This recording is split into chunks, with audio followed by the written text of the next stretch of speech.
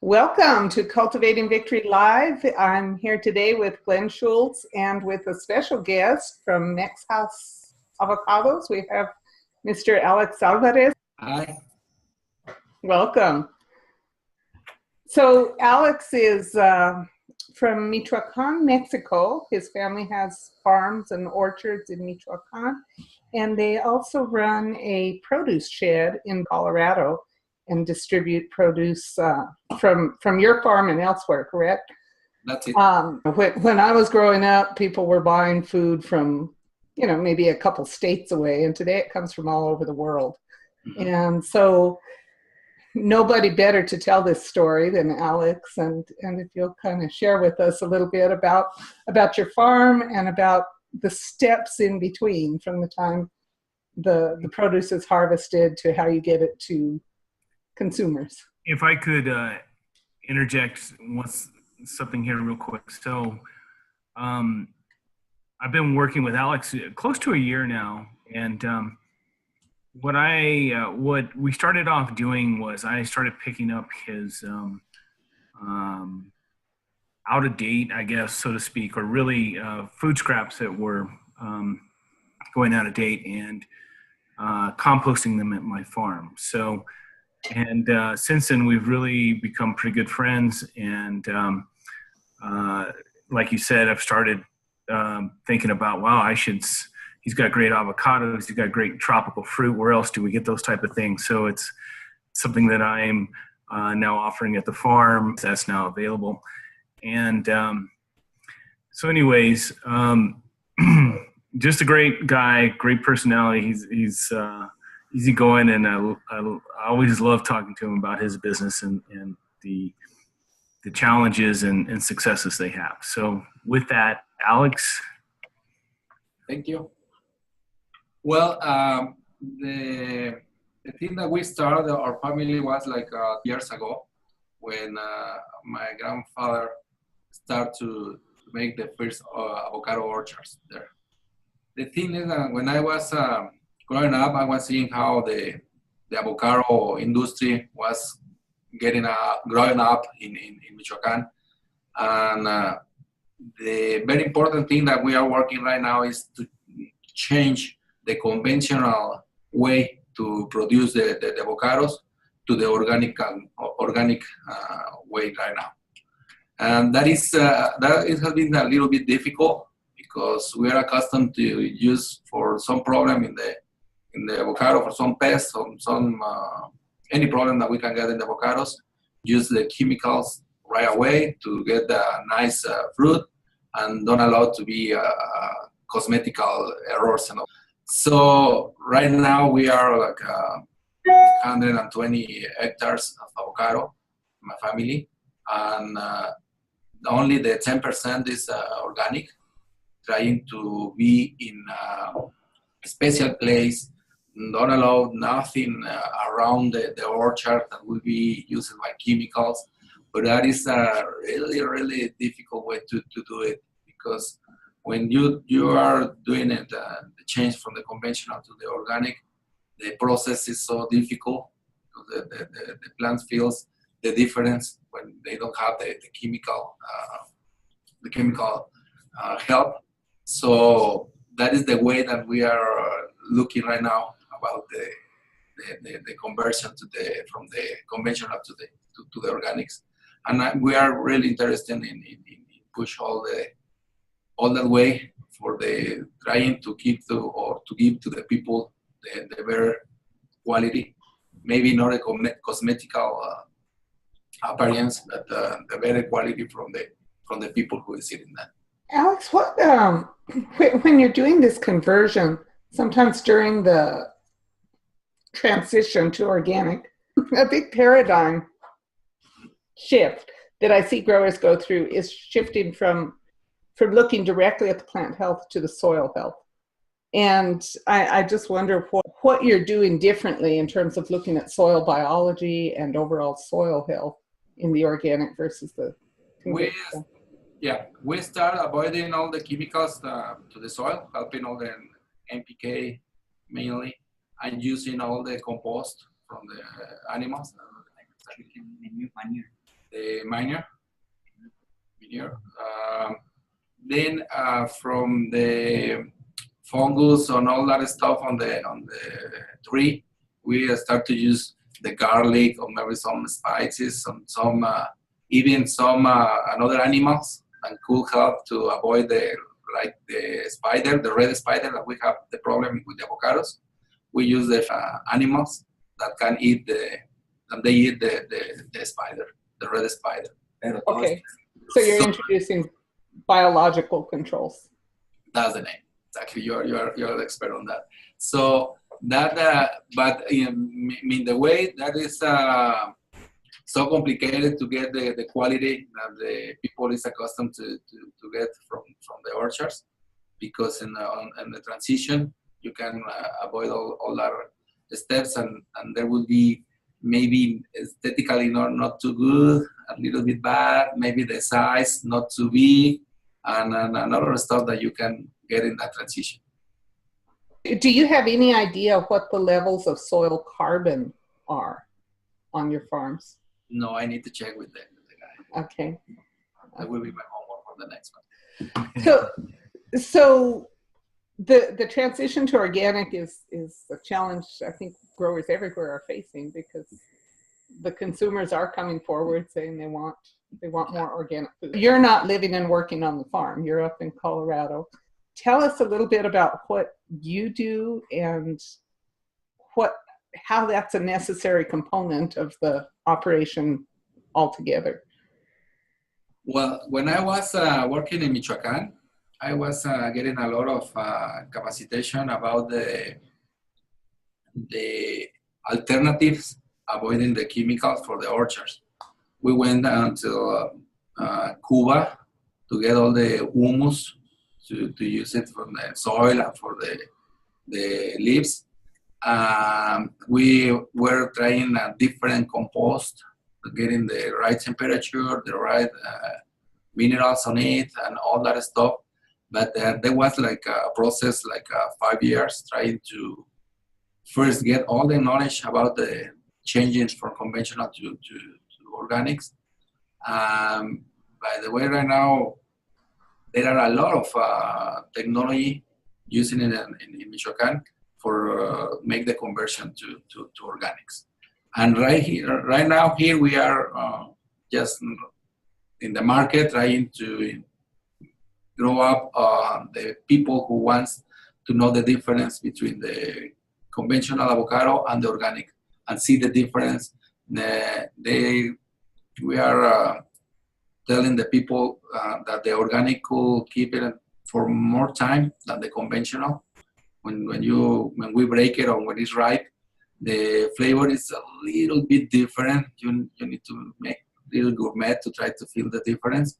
But the stage that when you can keep it for more time than the conventional, the people are really nice with Alex, so you're saying that the organic lasts a little bit longer. Do you have, is that kind of termed in days or a week more? It could be like a week, more or less.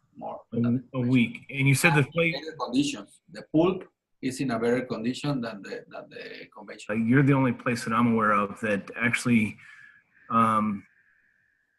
sells avocados based on their ripeness, and you're the expert at telling what avocados are ripe and when to eat them. And in fact, we had a little class this summer at the farm showing people how to pick a ripe avocado, how to store them, and when's the best time to eat them.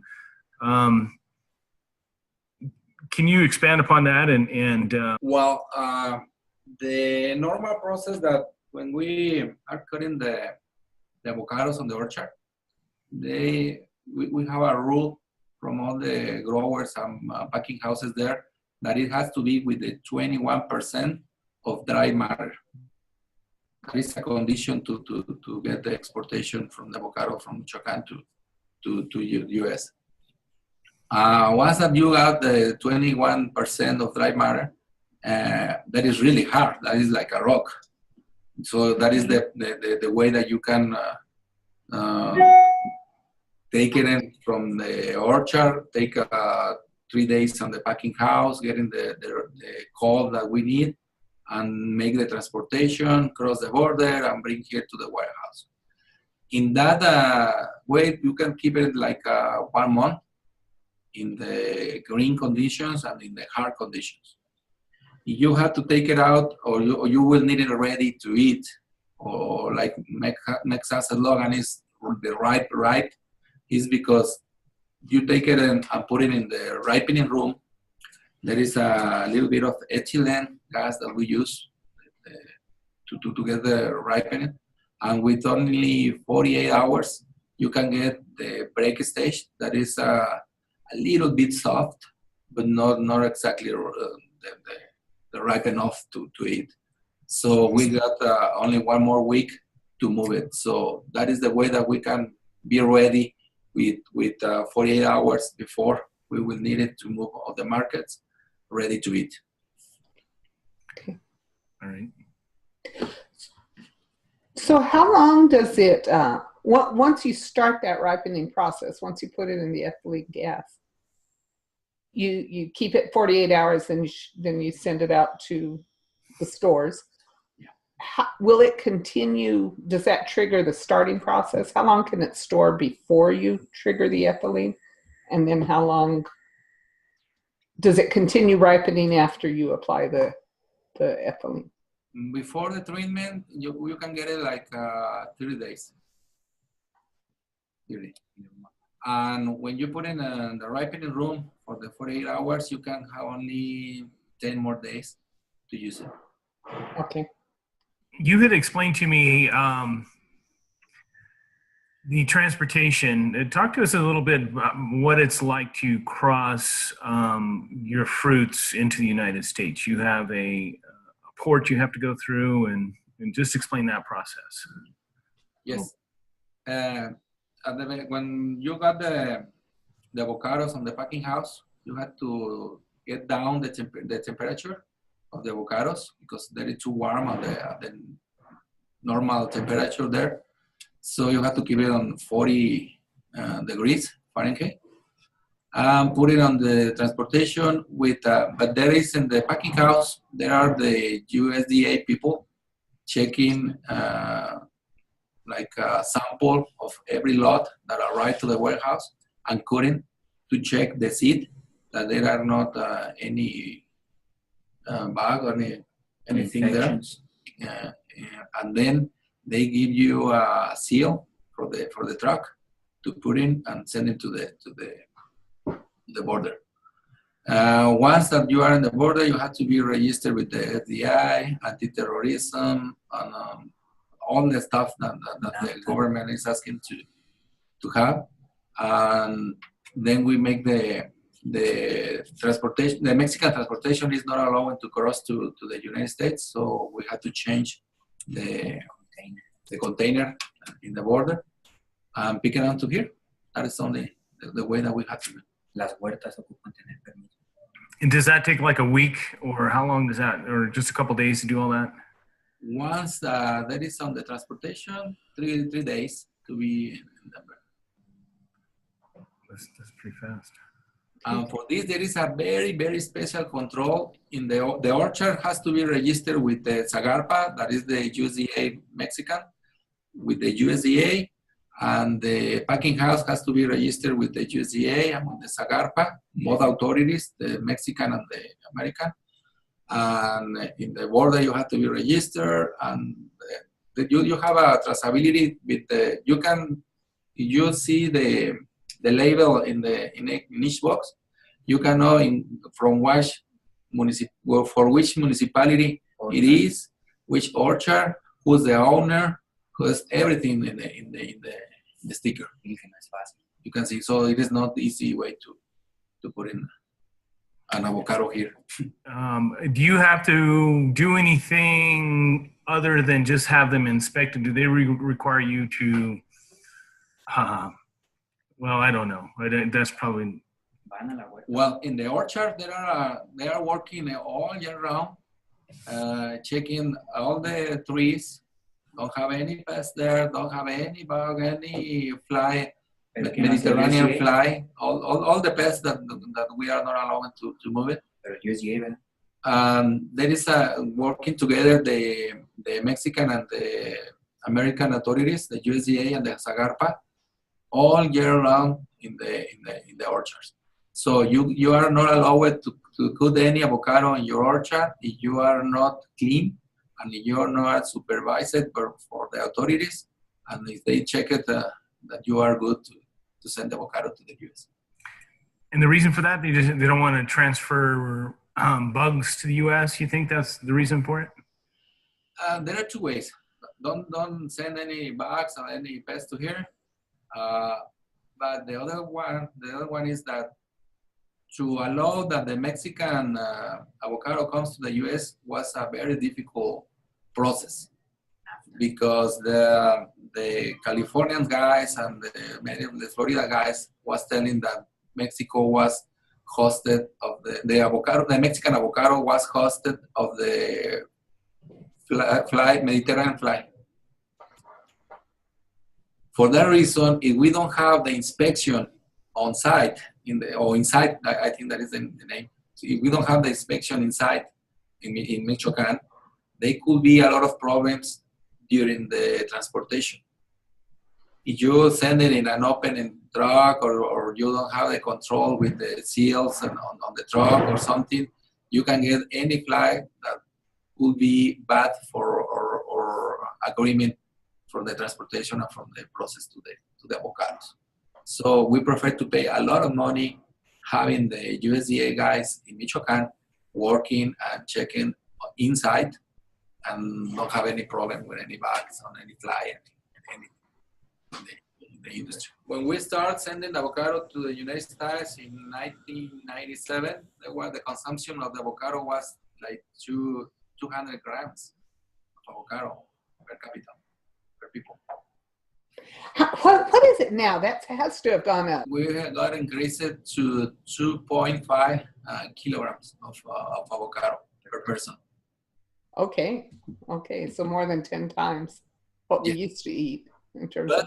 That is not enough yet. In Mexico, the average that we have is 10 pounds per person. Is that right? Wow. So we have a lot to do here with the avocado market.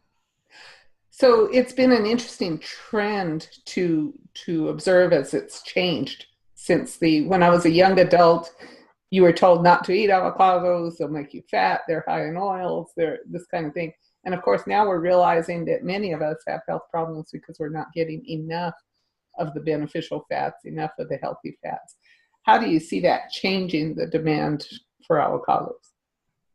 There are a lot of research that they are doing here. The Hass Avocado Board is working really hard with California University and a lot of very important industries here, showing how healthy is the avocado for your hair, in general, for all your body.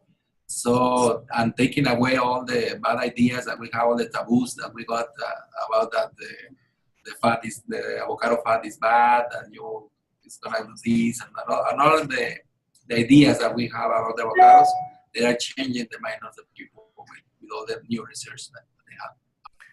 You had a picture of your orchard, one of your orchards there. You mind sharing that? At the beginning, we were using 100 trees per hectare, and now with the intensive system, we are putting even 300 avocados per hectare, avocado trees. Wow. Now, is this irrigated land? Yes. Okay.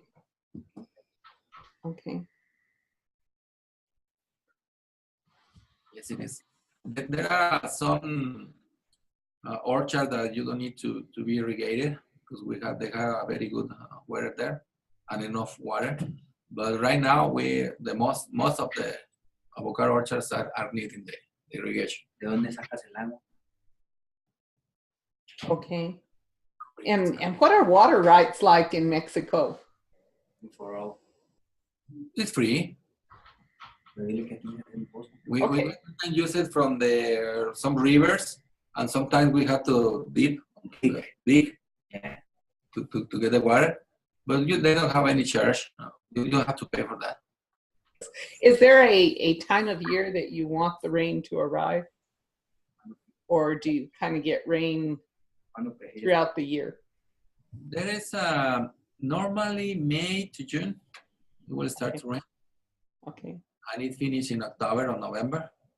So for January, you have to be making the irrigation from all the avocados. Okay.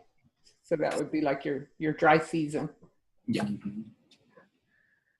People are hearing this. Where can they buy your avocados? We are located in Denver, 4770 Forest Street.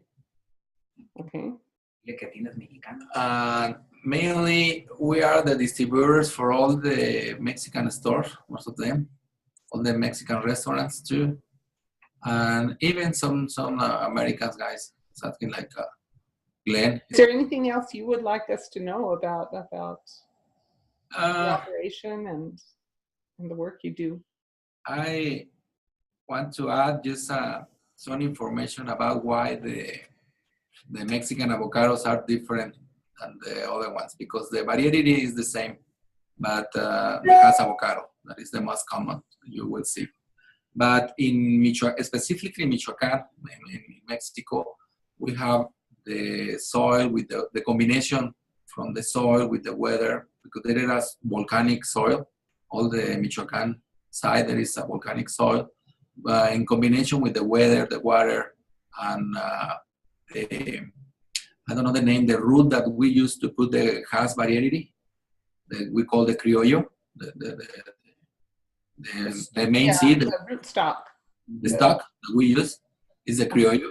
Okay. And that kind of criollo is for hundreds and hundreds of years ago, they were in that place.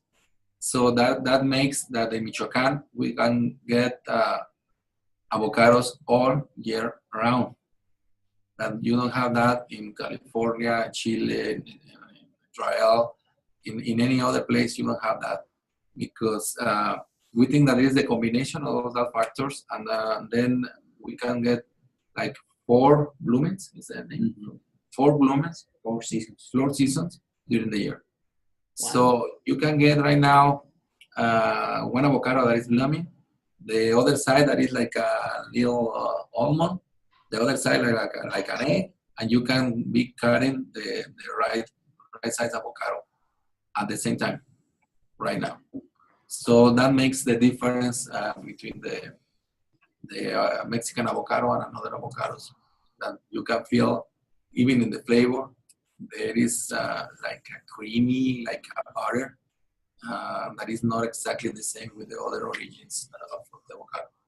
They're the best. It's amazing to taste the difference. I've never had such a good avocado as the one that Alex brings in, and yeah, they're really good.